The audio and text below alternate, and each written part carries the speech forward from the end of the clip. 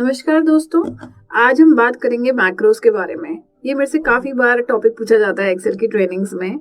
मैं ऋतु अरोड़ा आज आपको एक्सप्लेन करूंगी कि मैक्रोस यूजेज क्या है और इसको क्यों करते हैं। अगर आपको जो है अपना घंटों का काम मिनट्स में करना हो तो मैक्रोस का यूज़ करा जाता है। So a very powerful tool in Excel to do repetitive task in few minutes. So there are two ways of doing macros, either through recording or through coding. आज हम इस वीडियो में देखेंगे record कैसे करेंगे मैक्रो को quickly और अपना टास्क कैसे कर सकते हैं। Keep watching. Today we are going to talk about macros in Excel. Macros जो है बेसिकली इसका यूजेज क्या है और हम इसे क्यों करेंगे। तो दो तरीके से मैक्रोज कर सकते हैं आप। One is through recording and one is through coding in Excel.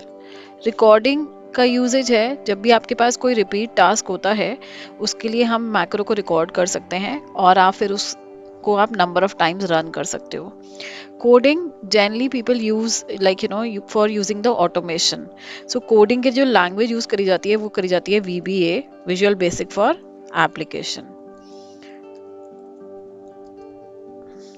So today let's see what exactly are the macros, and then basically we are going to cover in this video the recording part, and in later on videos we'll do the coding part. So let me start from the scratch. Macros होता क्या है, इसका use क्या है और इसको कैसे करेंगे। मैक्रोस के लिए सबसे पहले आपको डेवलपर टैब चाहिए। You require a developer tab which don't come by default. इसके लिए आपको फाइल में जाना पड़ता है and then go to more and then there is a options. In options you have the option called customize ribbon. In customize ribbon, if you scroll down, the option comes developer. You have to click on developer and click on OK. OK करते ही ये developer tab आना शुरू हो जाता है। If you see the left area is dedicated to macros. ये जो पूरा लेफ्ट साइड है ये पूरा macros से रिलेटेड है। इसमें ये visual basic, macros, record macro and all the options are coming. So to start with, the first option is you have to basically click on record macro. ये जो button आ रहा है you have to click on record macro. Few option is in view also. अगर आप view में जाएंगे तो यहाँ पर भी ये तीन options है, view macro, record macro, use relative reference. That's why I always prefer to on this developer tab because it has dedicated tab for the macros. So the first option to create a macro, as I told you, आपको पहली option जो करनी है वो करना है record macro. आप जैसे ही रिकॉर्ड मैक्रो पे जाओगे वो आपसे मैक्रो नेम पूछेगा। आप इसको कोई भी शॉर्टकट की असाइन कर सकते हो और ये मैक्रो कहाँ स्टोर करना है और description. Macro name it has to be continuous name, it can not start from some numeric, so I'm giving it as macro 1 only. Shortcut की कोई भी alphabet, if you want you basically can assign any alphabet. So if I'll say suppose control G, otherwise shortcut की होती है go to की। so इस workbook में go to disable हो जाएगा और जितनी बार आप कंट्रोल G करेंगे उतनी बार ये मैक्रो रन होगा। अभी स्टोर मैक्रो तीन ऑप्शन होती हैं, personal macro workbook, new workbook and this workbook. अभी फॉर टाइमिंग मैं इसको दिस वर्कबुक ही कर रही हूँ। न्यू वर्कबुक करेंगे तो हर बार नई वर्कबुक्स में चलेगा मैक्रो, और personal macro workbook we are going to discuss it later on. So for timing let it be this workbooks. In description I am saying this is my first macro. Now if you click on okay you will see जो developer में record macro था वो stop recording हो गया। अब हम इसमें जो भी स्टेप्स करेंगे वो सब कंट्रोल G में रिकॉर्ड हो जाएंगे। So I am writing name, description, quantity and rate. ये जो मूवमेंट हो रही है ये भी रिकॉर्ड हो रही है। सो जो हम यहाँ पे भी लिखते जाएंगे वो सब रिकॉर्ड हो जाएगा। अब मैं इसको यहाँ पे सिलेक्ट करके और इसका बॉर्डर्स क्रिएट करेंगे एंड यूजिंग Alt+I+R मैंने एक रो इंसर्ट करी और ऊपर एक कंपनी का नाम दे दिया, suppose ABC limited.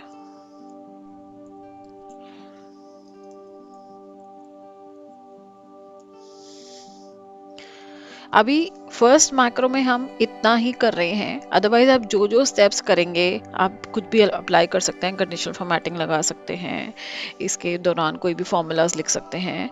So as it's a first macro, so I am going to do till this point only, and once I've done with the steps I can say developer and stop recording.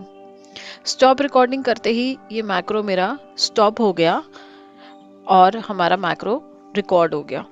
To check whether this macro working or not, I'll go to sheet 2 and press my shortcut key which is Control G.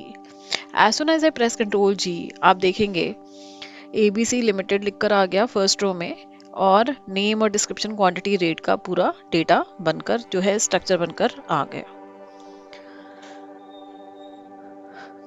Number of times you are going to run, so it's going to run like this. जितनी बार आप control जी press करेंगे उतनी बार ये macro record हो जाएगा. अभी ये मैक्रो पोजीशन स्पेसिफिक है तो ये एक शीट में एक ही बार चलेगा. So this macro is position specific. ये आप अगर दोबारा चलाएंगे तो ये दोबारा से ओवरराइट हो जाएगा. I'll just tell you later on also how you can basically execute the macro in same sheet number of times. Now I'll go to developer and I'll go to macros and you will see my macro name is coming which is macro 1. और अब मैं edit पे click करूंगी तो जो हमने macro बनाया है उसकी पूरी कोडिंग अपने आप लिख कर आ गई. So if you remember, I've written this is my first macro which was description and these are the steps recorded in VBA. VBA में कोडिंग अपने आप लिखकर आ गई step by step. So macros eventually means coding. Recording जब हम करते हैं तो कोड अपने आप जनरेट हो जाता है. अगर आपको कोई ऑटोमेशन करनी है तो आप ये कोड डायरेक्टली लिख सकते हैं, but through recording the code is generated automatically. To go back to Excel, you have to click on this icon or Alt plus F11. The shortcut key to switch between these two windows is Alt and F11. Now how to save this file? इस file को save कैसे करना है? So that coding is also saved. So we don't basically save the coding separately, but we save the file. To save the file, I'm pressing F12 which is save as, and यहाँ पे जाके I'm giving as macro 1. I can give any sheet name and Excel workbook की जगह I'll make it the second option, Excel macro enabled workbook. This is a necessary step. .xlsm. क्योंकि अगर आपने इसको Excel workbook कर दिया तो coding lost हो जाएगी. So you have to use the second option, Excel macro enabled workbook. Save the file. Now if I'll close it and open it again, you will see first of all the icon difference. So icon जो है वो different आ जाता है macro file का. normal file का it is like this and macro file का the icon is different with the exclamation mark. जब भी आप इस macro फाइल को खोलेंगे तो वो पूछता है enable या disable macro. तो ये यूजर के हाथ में है, वो उसको enable करे या disable करे. अब अगर मैंने disable कर दिया तो मेरा कंट्रोल जी नहीं चलेगा और अब अगर मैंने enable करा तभी मेरा मैक्रो चलेगा. So if I will say enable macro और अब मैं दूसरी शीट में जाऊंगी और कंट्रोल जी प्रेस करूंगी तो मेरा ये चलेगा.